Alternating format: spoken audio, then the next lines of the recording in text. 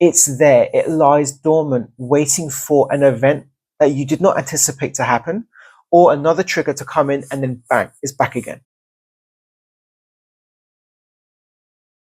Click up there to watch my previous video on anxiety, where I talk through different options and techniques that you can use to help calm yourself and reduce the anxiety you feel.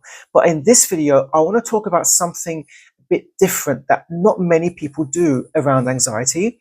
It's not so much the techniques you can use, but it's more understanding what relationship you have with anxiety and what purpose it serves. Anxiety is normal for all of us to experience in our life. We're dealing with a lot of issues that come up, and we're dealing with a lot of unknowns, and all of these will carry with it its own degree of anxiety. And it's right that we have the anxiety because it helps to mobilize us into action and figure out a way forward. But it's when we are constantly experiencing anxiety about things that we shouldn't necessarily feel anxiety for, or things that particularly interfere with our ability to live a meaningful life or a pleasant life, because we have anxiety we're constantly dealing with all the time.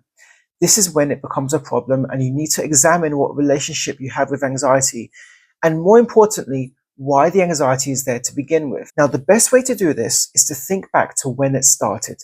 How long have you been experiencing this anxiety for? And how long has it been there? When did it begin? When we're a child, we don't really have a conscious awareness and understanding of why we're feeling anxious necessarily, especially when we're a young child. You may have grown up in an environment that may have been emotionally unstable. There may have been some trauma, some abuse. And so the anxiety is our way as a child of making sense of what's happening, and also from keeping us safe. So it may be that you grew up in quite an emotionally turbulent home where there was a lot of arguments and maybe even physical abuse. You may have learned to keep your opinions to yourself, to not speak up, to keep quiet, be in your room and isolate because of the anxiety. You felt so anxious, you felt scared, you wanted to be alone by yourself and not talk to anyone. On the surface, from outside, it looks like you're a very shy person, you're quite timid, you have low self-esteem.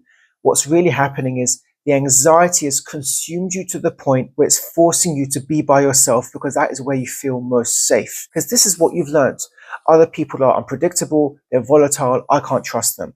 The anxiety is there to keep you safe. It is there to prevent you from speaking up against that person who may attack you as a result of that. So by keeping quiet, you're less likely to be noticed and you're less likely to get the abuse. We continue in that same pattern when we're children and we don't think about it. We just continue with that anxiety. We don't really stop to question it, because it's very likely that no one has asked us about how we're feeling, if we're feeling anxious, what's going on for us. We've had to do it by ourselves. We try to make sense of it by ourselves. And of course, we can't. Until you grow up and you're an adult, you start working, you start living alone, getting into relationships, and then you see the true impact that your anxiety is having on your ability to function at work, to relate with other people, to be in relationships, to assert yourself and defend yourself, how you deal with conflict. The anxiety that you've been living with surfaces and causes more of a problem, because now you can't really relate closely to your partner. It may be you don't open up emotionally to them, or it may be when they try to open up to you and talk about their feelings, it makes you very uncomfortable, you become avoidant. And this is what causes a lot of people to experience problems with their self-esteem. And it's only when you're an adult that you really notice these problems coming to light. But as a child, you don't think about it too much. Other than potentially your experiences at school and at home, you're just ruled by your anxiety. Ultimately, there's two ways to deal with the anxiety. Can I avoid anything that causes me anxiety? Now, there may be a handful of you that say yes, because there might be only a few things that cause anxiety and you prefer not to deal with it and to avoid it. So you have that luxury potentially. It's also not a luxury, and I'll explain that when I talk about the second path. But you may be experiencing anxiety all the time and you cannot avoid it. You just can't. So therefore, that's not an option to you. Now, avoiding it and avoiding the triggers to make what makes you anxious is the easiest thing, because you just don't you don't expose yourself to it and you no longer have to feel the anxiety. But just because you don't feel anxiety doesn't mean that you're not anxious. It's there. It lies dormant, waiting for an event that you did not anticipate to happen, or another trigger to come in, and then bang, it's back again.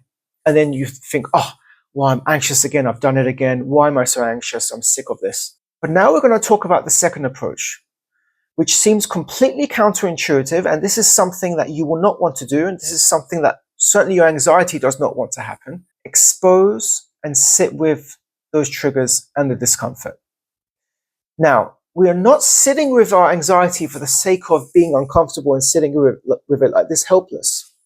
There's a purpose behind it. By staying with the anxiety, you are allowing yourself the chance to ask it questions, to develop what's called interoception, asking yourself reflective questions that allow you to understand why you are feeling what you're feeling. Why am I anxious now?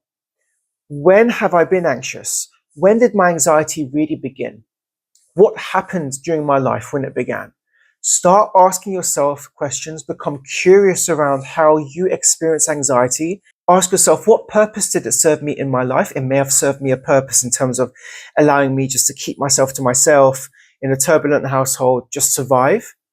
But now I'm still carrying that same anxiety and my life's pretty good. I no longer need that. So why am I needing or experiencing this anxiety now? It's a question we don't really ask ourselves, and really we need to ask it to that part of us, that anxious part of us. What purpose did it serve me before, and is it serving the same purpose now? Do I need this anxiety now? Do I need to experience anxiety when I'm trying to get things done for work, or trying to make my way home, or trying to deal with a conflict with my partner? Do I need that same disproportionate anxiety as I did before?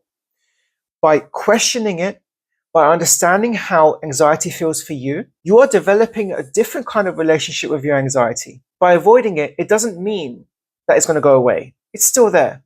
So change your relationship with it. Know how it feels in the body, understand what purpose it served you before, and ask it if it will allow you permission to take over. To say, I don't need you anymore. You're not necessary. You kept me safe. I'm grateful to you for keeping me safe, but I can handle things on my own. I trust myself to handle things on my own.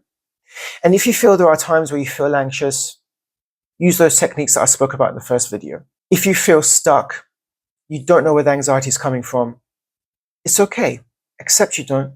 Sit with it and try to make sense of when it first appeared. And if you're really stuck, you can't make sense of it, and you've been battling this anxiety and you feel it's like this fight you're losing, then please seek out professional help.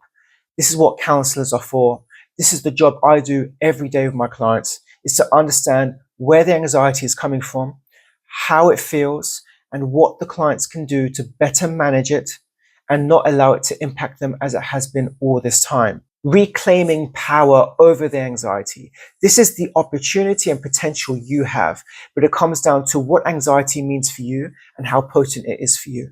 Please comment below on what your experience of anxiety is. Maybe you're just trying to make sense of it, or maybe you've overcome it and want to share your story. I'd love to hear from you.